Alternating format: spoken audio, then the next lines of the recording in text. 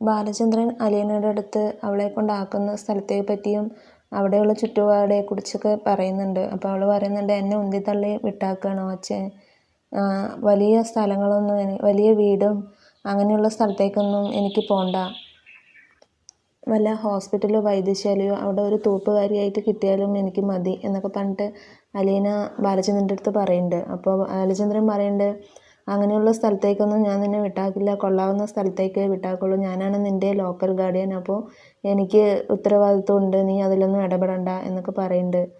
അപ്പോൾ അച്ഛൻ തന്നെയാണ് എൻ്റെ ഏറ്റവും വലിയ ലോക്കൽ ഗാർഡിയൻ, അച്ഛൻ തീരുമാനിച്ചാൽ മതി എന്ന് പറയുന്നുണ്ട്. അപ്പോൾ അവർ ആവശ്യമുണ്ടെങ്കിൽ ഫോൺ ചെയ്യാമെന്നാണ് പറഞ്ഞിരിക്കുന്നത് എന്ന് പറഞ്ഞിട്ട് അലീനയുടെ അടുത്ത് ബാലചന്ദ്രൻ പറയുന്നുണ്ട്. കൃഷ്ണയും ബബിതയും ചോദിക്കുന്നുണ്ട് അലീനയുടെ അടുത്ത്, അച്ഛൻ വല്ലതും പറഞ്ഞു, എവിടെയാണ് കൊണ്ടാക്കുന്നതെന്ന് എന്തെങ്കിലും പറഞ്ഞോ ചോദിച്ചു.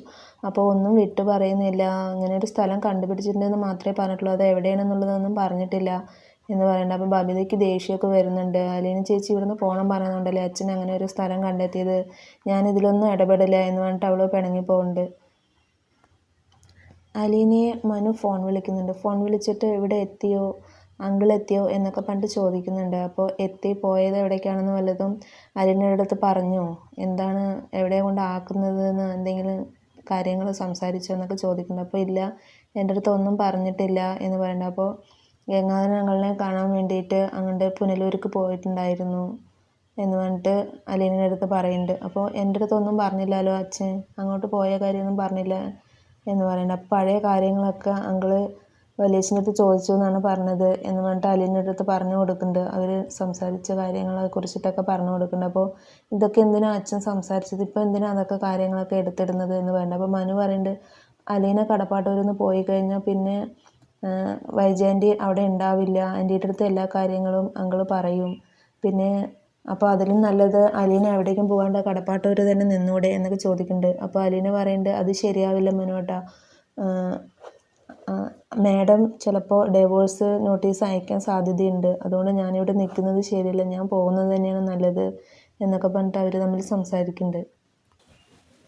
ബാലചന്ദ്രനും മക്കളും എല്ലാവരും കൂടെ ഭക്ഷണം കഴിക്കാനിരിക്കുമ്പോൾ ബാലചന്ദ്രൻ പറയുന്നുണ്ട്, ഇതുപോലുള്ള ഐക്യം എപ്പോഴും ഉണ്ടായിരുന്നെങ്കിൽ എന്ത് നന്നായേനെ എന്നൊക്കെ പറയുന്നുണ്ട്. അപ്പോൾ ഒരാൾ നല്ലതാണെങ്കിൽ എല്ലാവരും, ആ കുടുംബം മൊത്തം നല്ലതാവും, പിന്നെ നമ്മുടെ വീട് മൊത്തം ഒരു സ്വർഗം പോലെ ആയിരിക്കും എന്നൊക്കെ പറയുന്നുണ്ട്. അപ്പോൾ ബബിത ചോദിക്കുന്നുണ്ട്, അലീന ചേച്ചി ഉദ്ദേശിച്ചിട്ടായിരിക്കും അല്ലേ പറഞ്ഞത് എന്ന് പറയുന്നുണ്ട്. അപ്പോൾ അത് സത്യമാണ് എന്ന് പറയുന്നുണ്ട്.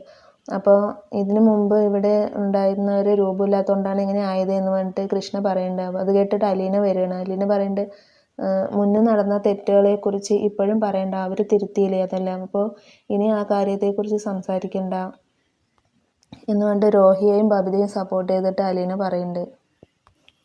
മനുവിൻ്റെ അടുത്ത് ഗംഗാധരനും ശിവനും ചോദിക്കുന്നുണ്ട്, നീ ബാലചന്ദ്രൻ്റെ അടുത്ത് പോയ കാര്യത്തെക്കുറിച്ച് വല്ലതും ചോദിച്ചോ എന്നൊക്കെ പറഞ്ഞിട്ട് മനുവിൻ്റെ അടുത്ത് ചോദിക്കുന്നുണ്ട്. അപ്പോൾ ഞാൻ ചോദിച്ചപ്പോൾ അങ്കിൾ ഒന്നും വിട്ടു പറയുന്നില്ല, നേരിൽ കാണുമ്പോൾ പറയാമെന്നാണ് പറഞ്ഞത്, സ്റ്റാൻലി കണ്ടോ എന്നുള്ള കാര്യമൊന്നും സംസാരിച്ചിട്ടില്ല എന്ന് പറഞ്ഞു. അപ്പോൾ ഒന്നൊന്നുകൂടെ ചോദിക്കായിരുന്നില്ലേ എന്ന് പറയുന്നുണ്ട്. അപ്പോൾ ഞാൻ ചോദിച്ചാലും അങ്കിൾ പറയില്ല, നേരിൽ കാണുമ്പോൾ പറയാമെന്നാണ് പറഞ്ഞത് എന്ന് പറയുന്നത്. അപ്പോൾ ശിവൻ പറയുന്നുണ്ട്, നമുക്ക് നാളെ ഒന്ന് പോയിട്ട് ബാലചന്ദ്രനെ ഒന്ന് കാണാം, കണ്ടിട്ട് ഇലയ്ക്കും മുള്ളിനും കേടില്ലാത്ത രീതിയിൽ നമുക്കത് എടുത്തു കളയാം എന്നുള്ളത് നമുക്ക് സംസാരിക്കാം എന്ന് പറയുന്നുണ്ട്. അപ്പോൾ ഗംഗാധരൻ പറയുന്നുണ്ട്, നമ്മൾ പോയാലും നമ്മളെ ഇൻസൾട്ട് ചെയ്തിട്ട് അയാൾ സംസാരിക്കുകയുള്ളൂ, അങ്ങനെയുള്ളൊരു മൈൻഡാണ് അയാൾക്ക് എന്ന് പറയുന്നുണ്ട്. അപ്പോൾ ബാലചന്ദ്രൻ സ്റ്റാലിനെ കണ്ടിട്ടുണ്ടെങ്കിൽ അയാൾ തീർച്ചയായിട്ടും ചിലപ്പോൾ ഇങ്ങോട്ട് വരും, ചിലപ്പോൾ വൈജിയെ കാണാനും സാധ്യതയുണ്ട്, അപ്പോൾ അത് ഒഴിവാക്കണമെങ്കിൽ നമ്മൾ നേരിട്ട് പോയിട്ട് ബാലചന്ദ്രൻ്റെ അടുത്ത് സംസാരിക്കാം എന്ന് പറയുന്നുണ്ട്. അങ്ങനെ അവർ പിറ്റേ ദിവസം ബാലചന്ദ്രനെ കാണാൻ വേണ്ടിയിട്ട് കടപ്പാട്ടൂർ പോവുകയാണ്.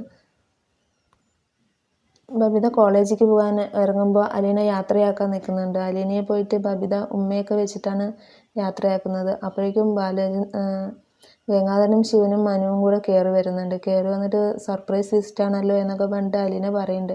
അപ്പോൾ ബാലചന്ദ്രനെ ഒന്ന് കാണാൻ വേണ്ടി വന്നതാണ്, നീ ഇവിടുന്ന് പോവുകയാണെന്ന് കേട്ടു, ഞങ്ങൾക്ക് ഒന്നും ചെയ്യാൻ കഴിയുന്നില്ലല്ലോ മോളെ എന്നൊക്കെ പറഞ്ഞിട്ട് അവർ സംസാരിക്കുന്നുണ്ട്. അപ്പോൾ ഇന്നത്തെ എപ്പിസോഡ് ഇത്രയേ ഉള്ളൂ. Thank you for watching my video.